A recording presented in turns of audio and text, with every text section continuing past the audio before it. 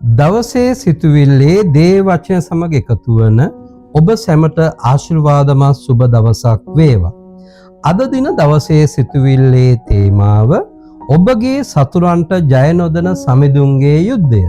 අද දින දවසේ සිතුවිල්ලේ බයිබල් පදය යෙරමියා 15 වන පරිච්ඡේදයේ 20 වන පදය. ඔහු නුඹට විරුද්ධව යුද්ධ කරන්නෝය. නමුත් නුඹෙන් ජය නොගන්නෝය. ආමේන්. අද දවසේ මෙනෙහි කිරීම.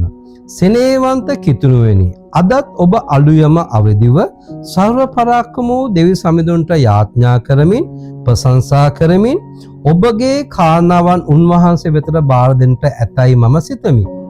දින ගණනාවක සිටම දවසේ සිතුවිල්ල තුලින් අඛණ්ඩවම ඔබව පෝෂණය කිරීමට ක්‍රියා කළ ජීවමාන යේසුස් සමිඳුන්ගේ බලවන්ත වූ නාමයෙන් අදත් ඔබට සුබම සුබ දවසක් වේවා.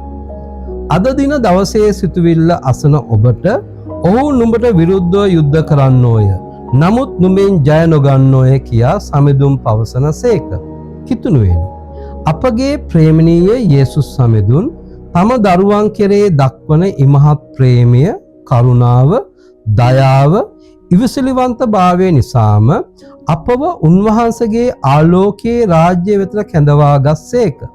ලෝකාකාර මිනිසයන්ව උපයෝගී කර ගනිමින් සාතන් විසින් ආත්මික දරුවන් වන අපට විරුද්ධව සිදු කරන නොඑක් ආකාරයේ විරුද්ධවාදී නපුරු ක්‍රියාවලදී උන්වහන්සේ අපගේ පක්ෂයට සිටිනසේක.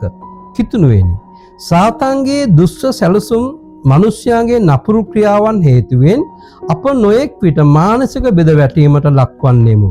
එපමණක් නොව මිනිසයාගේ දුෂ්ට ක්‍රියාද විවිධ ප්‍රශ්න, ගැටලු, රෝගවලට ගොදුරු වී කලකිරීමට පත්වන අවස්ථාවන්ට කිතුණුවන් වද ඔබත් මුහුණ දී තිබෙනවා නොවේද? කිතුණුවෙනි, ඔබ ආලෝකයේ ඇති ස්ථානයේ සිටින්නේ නම් අඳුරු ස්ථානයක සැඟවී සිටින අයෙකුගේ දෙනතට ඔබ ඊතා පහසුවෙන් දැකිය හැකිය. ආලෝකයේ සිටින ඔබට එම තැනැත්තාව දැකිය අපහසු වනු ඇත.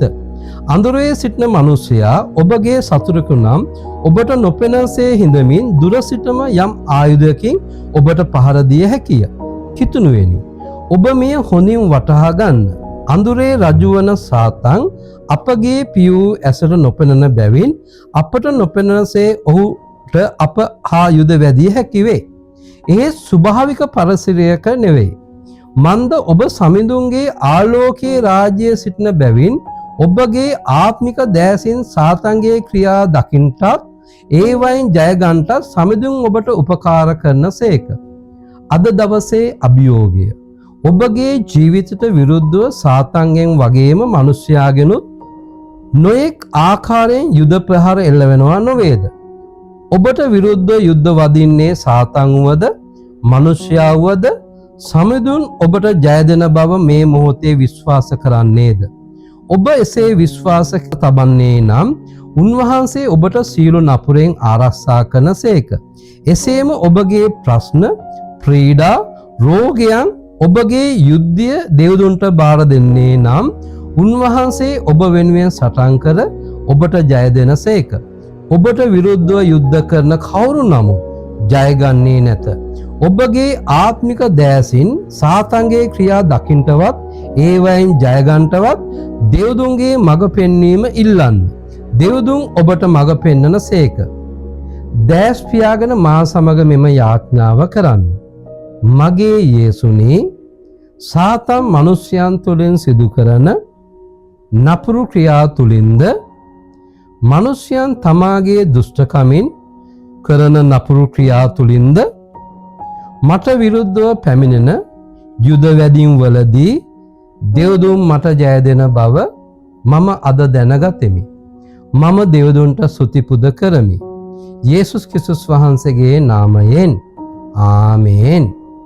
අද දින බයිබල් පොරොන්දු පදය ගීත කතාව 20 වෙනි පරිච්ඡේදයේ 4 වන පදය. නුඹලාගේ දෙව් ස්වාමින් වහන්සේ නුඹලාගේ සතුරන්ට විරුද්ධව නුඹලා වෙනුවට සටන් කොට නුඹලාව ගලවන පිණිස නුඹලා සමග යනසේක් කියයි. ආමේන්. දවසේ සුබ පැතීම.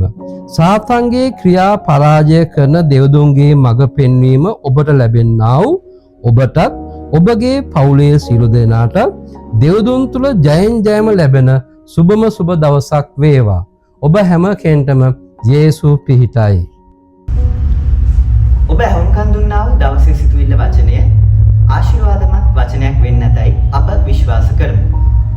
මෙම වචනය ඔබට දිනපතා ගෙන්වා ගැනීමට හෝ යාඥාවක් උපදෙසක් අවශ්‍ය නම් 0.715 883 යන WhatsApp දුරකථන අංකයට කෙටි පණිවිඩයක් එවන්න.